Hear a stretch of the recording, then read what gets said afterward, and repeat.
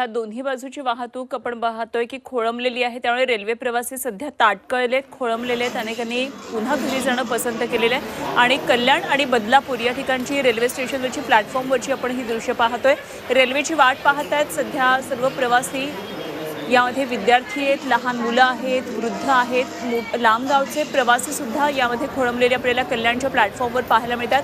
तर बदलापूरमधून सागरमानी आता ऑफिसेसकडे जाण्यासाठी निघालेत, ट्रेनची वाट पाहतात आणि प्लॅटफॉर्म अक्षरशः गर्दीनं प्रवाशांनी फुलून गेलेले पाहायला मिळतात। खरं तर काल मध्यरात्रीपासूनचा हा पाऊस आहे आणि त्यामुळे अनेक भागामध्ये ट्रॅक पाण्याखाली जातात हे मुंबईकर प्रवाशांना माहिती आहे। मात्र तरीसुद्धा ऑफिसेसला जाण्यासाठी मोठ्या प्रमाणात गर्दी आपल्याला प्लॅटफॉर्मवर पाहायला मिळते आहे।